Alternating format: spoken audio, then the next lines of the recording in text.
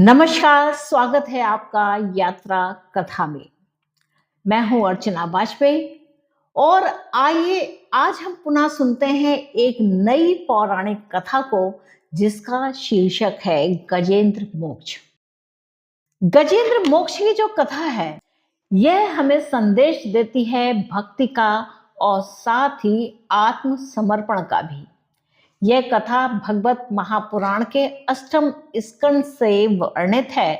यह कथा केवल एक हाथी और मगर के बीच का संघर्ष नहीं बल्कि एक जीवात्मा और माया के बीच का संघर्ष है। इसमें यह संदेश छिपा है कि जब तक जीव अपने बल, ज्ञान और अहंकार पर निर्भर रहता है तब तक वह संसार सागर यानी कि इस माया रूपी संसार में ही फंसा रहता है। जब वह पूर्ण हो जाता है तब वह आत्मसमर्पण कर देता है और जब वह आत्मसमर्पण करता है तब ही भगवान स्वयं उसके रक्षक बनते हैं। तो कथा का प्रारंभ कुछ इस प्रकार है कि बहुत समय पहले की बात है। त्रिकुट नामक पर्वत पर गजेंद्र नाम का एक विशाल, बलवान और वीर हाथी रहता था। जैसा इसका नाम है गजेंद्र यानी कि गज धन इंद्र, यानी कि उसे बड़ा ही अभिमान था। किस पर? अपनी गज रूपी जो उसकी माया थी, यानी कि इतनी बड़ी माया का उसे बहुत बड़ा अहंकार था कि वह बहुत विशाल है, वह बहुत बलवान है, वह कुछ भी कर सकता है इस माया से। तो इस प्रकार वह जो हाथी था वह काफी वीर भी था। वह एक सुंदर झील में गया, अपने परिवार और अन्य हाथियों के साथ में वही निवास भी करता था। तो गजेंद्र अपने राज्य का राजा भी था। वह अत्यंत ही शक्तिशाली, आत्मविश्वासी, साथ में अभिमानी भी हो गया था। एक दिन क्या हुआ कि बड़ी प्रचंड की गर्मी हुई। वह अपने झुंड सहित उस झील में स्नान करने को चला गया। अब वहां पर क्या हुआ, उन्होंने काफी आनंद पूर्वक वहां पर खेला। जल में खेल करके एक दूसरे के ऊपर वह जल छिड़कते, अपने सूंड में भर करके और उसमें खूब मगन होकर के स्नान कर रहे थे।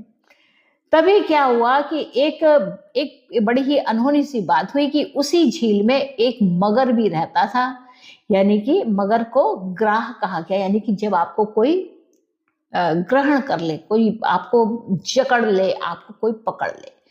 तो उस मगर ने क्या किया, उस बलवान गजेंद्र को, जो गज रूपी जो इंद्र था, उसको पैर को पकड़ लिया।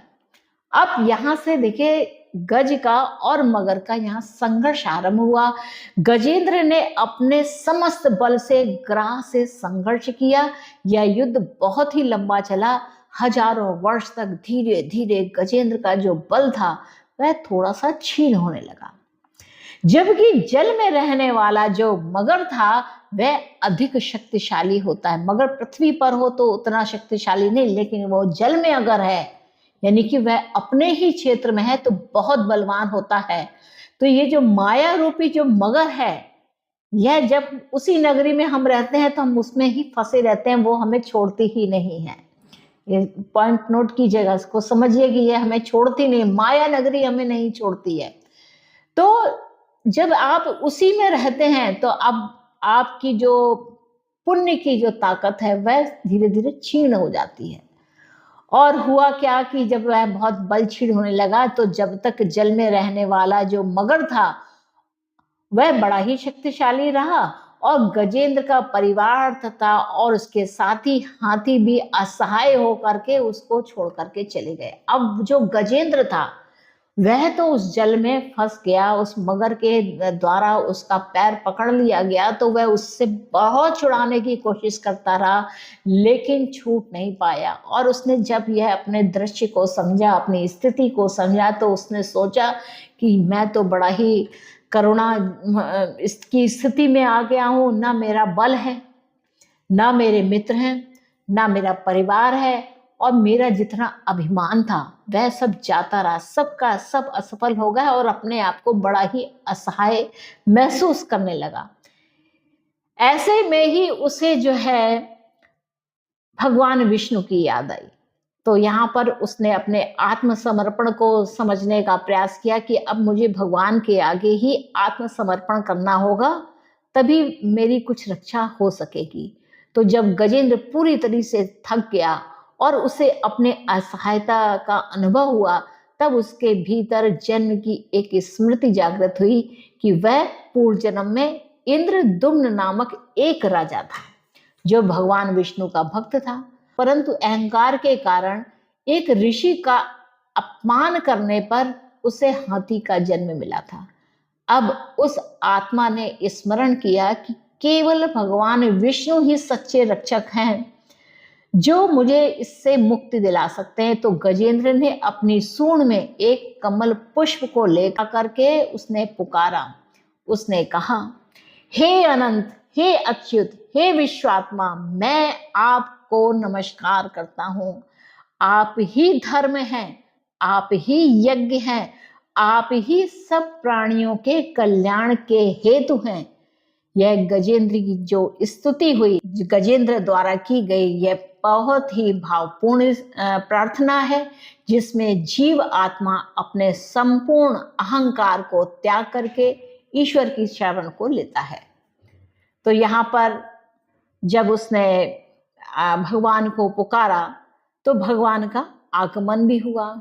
गजेंद्र की पुकार को सुनकर भगवान विष्णु अपने वाहन गरुड़ पर आरूढ़ होकर के तुरंत प्रकट हो गए और भगवान ने अपने सुदर्शन चक्र से ग्राह को काट डाला, यानी कि उस मगर को, जो माया रूपी जो मगर था जिसमें वो सोच रहा था कि मैं तो छोड़ दूं लेकिन यह मगर मुझे नहीं छोड़ रहा है, तो उस माया के संसार को उसने काट दिया, भगवान विष्णु ने काट दिया।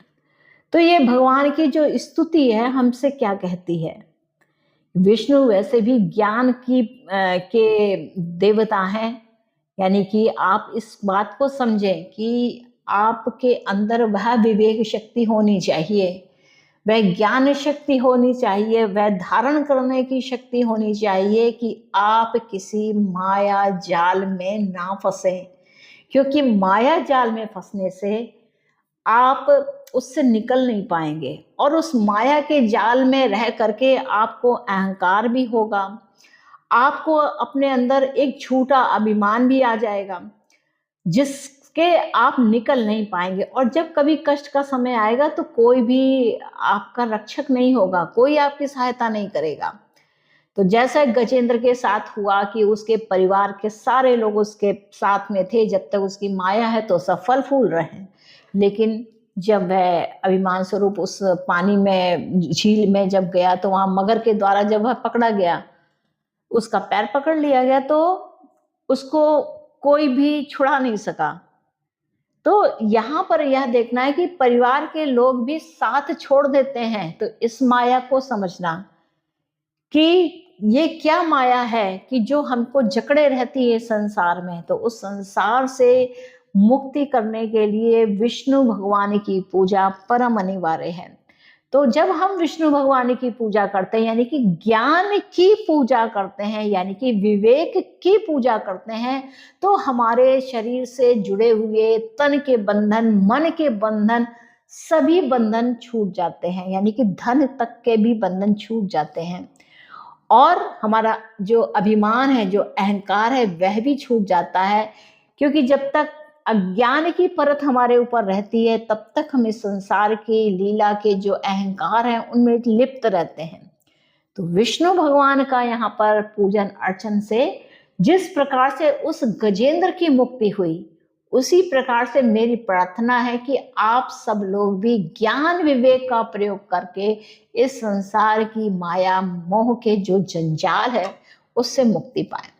यहाँ पर शाब्दिक अर्थ को समझना कि गजेंद्र हाथी क्या है। गजेंद्र हाथी को जीवात्मा जो शक्ति और अहंकार से युक्त है कहा गया है। ग्राह क्या है? वह मगर है, यानी कि संसार की माया जो धीरे धीरे जीव को नीचे खींचती है। और झील का जल क्या है? भौतिक सुखों का संसार जिसमें जीव आनंद खोजता है, जबकि सही आनंद उस झील में नहीं है। आनंद अगर है, अंत अगर किसी भी चीज का है, तो जो हम विवेक के द्वारा उस ज्ञान को अर्जित करते हैं और समझते तो हैं, जब हम हमारा आत्मसमर्पण हो जाता है, जब हम समर्पण कर देते हैं, वही सच्चा आनंद होता है। और गजेंद्र का संघर्ष क्या है? जीविका अपने बल से माया से छूटने का प्रयास। जब आप स्वयं अपने बल से, अपने आत्मबल से माया रूपी संसार को त्याग करने का विचार करते हैं, तभी आपके वो जो चक्षु हैं वह खुलते हैं। यहाँ पर पूर्ण आत्मसमर्पण चाहिए। यह क्या है? आत्मसमर्पण का मतलब भक्ति का सर्वोच्च स्वरूप है। और भगवान विष्णु का आगमन तभी होता है जब आप सही ढंग से, पूरी सच्ची भावना से अपने स्वयं का आत्मसमर्पण कर देते हैं। तो यह संदेश क्या देती है यह कथा? यह कथा यह संदेश देती है कि अहंकार ही विनाश का कारण है। जब तक जीव अपने बल, बुद्धि और संपत्ति पर परम गर्व करता है, वह माया के फंदे से बंधा रहता है। भक्ति और शरणागति ही मोक्ष का मार्ग है। जब आत्मा कहती है मैं नहीं, तू ही है, तब भगवान तुरंत उपस्थित होते हैं। यानी कि जब हमारा भाव आता है कि यह मैं नहीं हूं, यह जो भी है वह तुम ही हो, यानी कि ईश्वर तुम ही हो, तुम्हारी ही भक्ति, तुम्हारी ही शक्ति से ही मेरा उद्धार है, तो वहीं से हमारी मुक्ति का आरंभ होता है। गजेंद्र मोक्ष की जो कथा है, जिस प्रकार से गजेंद्र को मोक्ष प्राप्त हुआ, उसी प्रकार से हम सबको भी मोक्ष प्राप्त हो सकता है। यह हमें सिखाती क्या है कि भक्ति केवल पूजा नहीं बल्कि आत्मसमर्पण भी है। जीव जब अहंकार से युक्त होकर प्रभु की शरण में आता है, तब वह न केवल सांसारिक बंधनों से बल्कि जन्म मृत्यु के चक्र से भी मुक्त हो जाता है। तो भगवत गीता के भी 18वां अध्याय के 56वें श्लोक में लिखा है, जो अपना सब कुछ मुझ में समर्पित करता है वह मेरे प्रसाद से अमर पद को प्राप्त करता है। तो मित्रों, आप लोगों से अनुरोध है कि अगर आपको मेरी यह कथा अच्छी लगी है तो यात्रा कथा चैनल को सब्सक्राइब कीजिए, जो मेरे द्वारा, अर्चना वाजपेयी द्वारा संचालित है। इस चैनल को लाइक कीजिए, इसको शेयर कीजिए, सब्सक्राइब कीजिए और ऐसे ही प्रेरक कथाएं, भक्ति और संस्कृति से जुड़ी हुई यात्राएं मैं आप लोगों तक निरंतर पहुंचाती रहूंगी, ऐसा मेरा विश्वास है। और यह मेरा समर्पण है कि मैं इस प्रकार का काम कर सकूं कि जो हमारे भारत की जो संस्कृति है, हमारे पुराणों का जो आधार है, जो सीख हमें पुराण देते हैं, जो हमारी छोटी छोटी, जो घर में बिल्कुल छोटी छोटी कथाएं कही जाती हैं, मैं उन सबको भी आपके सामने प्रस्तुत कर सकूं। तो मैं सोचूंगी कि ईश्वर ने मेरे ऊपर कृपा की है। तो मित्रों, मुझको आज्ञा दीजिए, मिलेंगे नेक्स्ट एपिसोड में किसी और कथा के साथ। तब तक मेरे चैनल को सब्सक्राइब कर लीजिए, लाइक कीजिए और शेयर करना बिल्कुल मत भूलिएगा।